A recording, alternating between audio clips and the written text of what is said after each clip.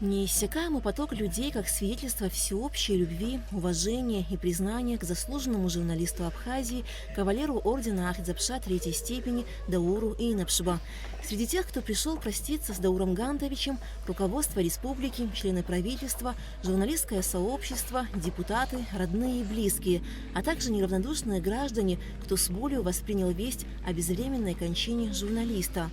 Даур Инапшба на протяжении многих лет служил примером честности, профессионализма и преданности своему делу. Он пришел в журналистику, когда ему было 23 года. После 2 лет учебы в Абхазском госуниверситете на филологическом факультете Даур Инапшба решает уйти с учебы и начинает работать на абхазском радио корреспондентом. Через полгода он отправляется на учебу в МГУ на факультет журналистики. По окончанию учебы начинает работать в редакции газеты «Апсныкапщ», после чего переходит на абхазское телевидение, где неустанно трудился до конца своих дней. Я не помню, чтобы вот за 40 лет, чтобы Даур, чтобы ругался, Даур, чтобы вот чем-то был недоволен. Даже если чего-то не хватало, этот человек никогда не показывал. На него можно было положиться. Ну, вся его жизнь – это телевидение, это работа, работа на первом плане. Потому что он себя посвятил этой работе своей любимой. Вот был он особый человек. Он не знал, что такое нет. И самое теплое воспоминание, просто его не будет хватать. Даур все ж таки вот он отличался от нас. Отличался. Это не отметить невозможно.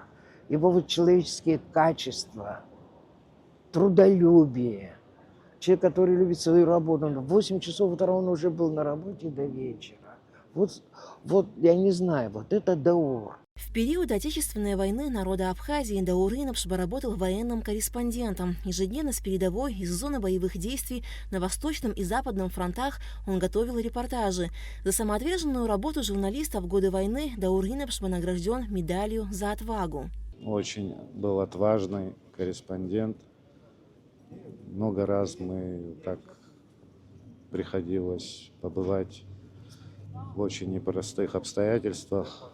Везде он был храбрый, делал свою работу. Всегда он перед зрителем был честный, говорил как есть. Вот и все эти годы, естественно, это не только работа, это дружба, это около 40 лет. Ответственный.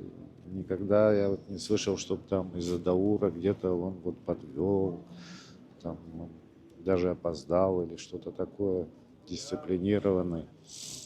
Очень уважительный ко всем. Вот, многие сотрудники вот сейчас вот всегда все говорят, что от Даура вот такое косое какое-то слово никогда вот от него не исходило. Тематика телевизионных репортажей Даура Инапшба в послевоенной Абхазии была очень разнообразна. Он успешно работал и в политической журналистике, неоднократно сопровождал официальные делегации Абхазии во время визитов в зарубежные страны для проведения встреч и переговоров на высшем уровне. Даур Гантович был журналистом по призванию, настоящим патриотом своей родины. Для меня Даур – это журналист с государственным мышлением. Вот это очень важно. Вот он оставался информационщиком в традиционном и положительном смысле. И это тоже очень важно. Оставался очень честным журналистом, и очень важно было, наверное, для него, мне так кажется, защищать своей позиции такие нравственные, моральные скрепы нашего общества. Вот это было очень важно, потому что очень многие перешли к информационной агрессии. Даур не принял эту информационную агрессию, и он остался на тех позициях, на которых был все время. Каждое утро Даур Гантович встречал своих коллег с улыбкой и присущим только ему юмором. Он абсолютно к каждому находил подход. Даур Инапшба всегда был готов помочь, с каким бы вопросом к нему ни обращались. С ним было легко работать, его любили все. Сколько же тепла, доброты и жизнелюбия было в одном человеке. Даур был душой нашего коллектива. Всегда улыбчивый, Если даже у него не было плохое настроение, он это не показывал. Он знал, о чем говорит, когда говорить нужно, кому как обращаться. Всегда находил нужные слова, в любой момент мог поддержать.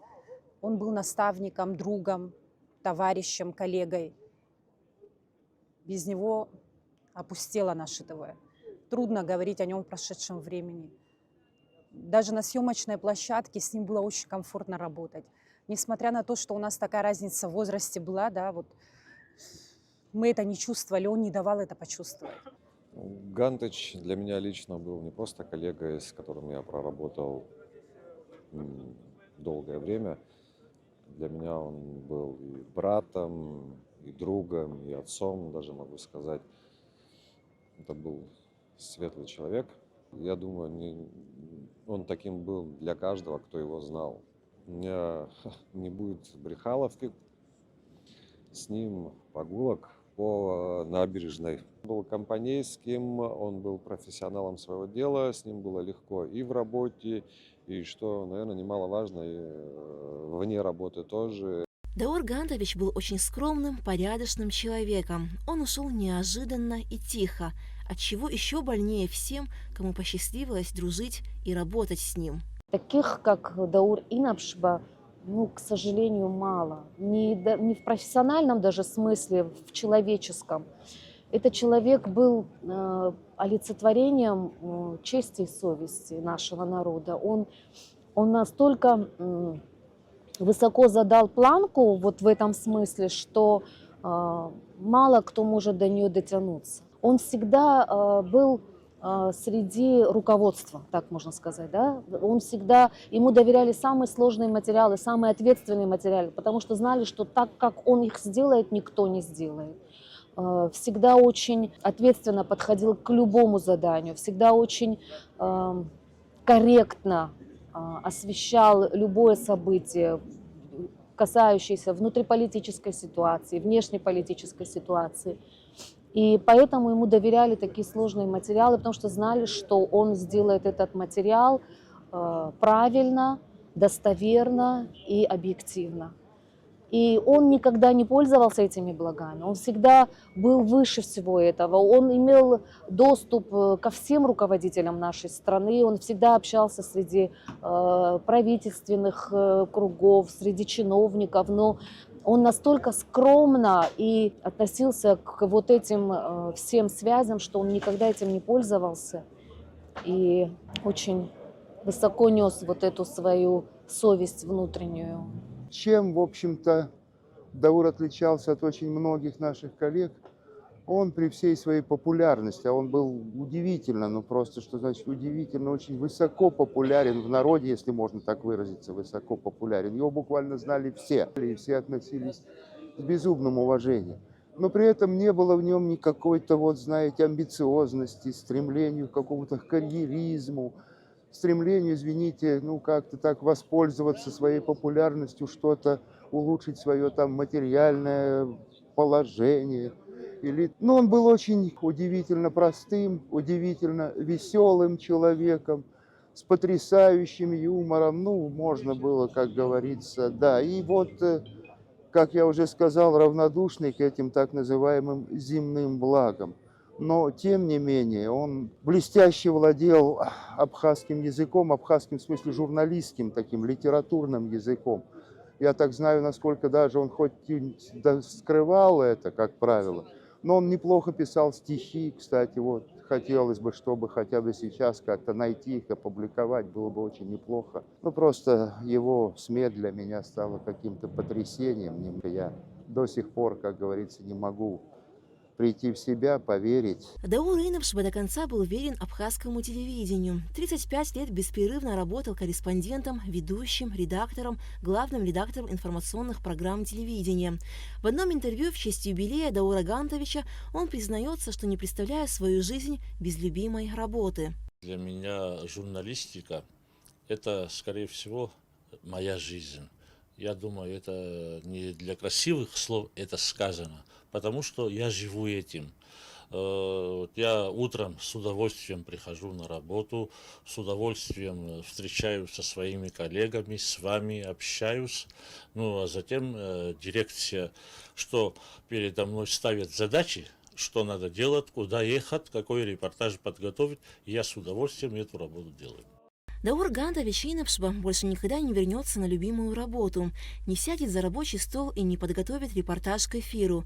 Но его голос еще не раз прозвучит в эфире, потому что Гантович оставил за собой бесценный архив видеоматериалов, к которому, несомненно, будет обращаться не одно поколение телевизионщиков. Память о Дауре Инапшба будет жить вечно в сердцах его друзей, коллег и подготовленных им материалах. Альга Трапш, Лилиан Маршан, Константин Парулова, Абхазское телевидение.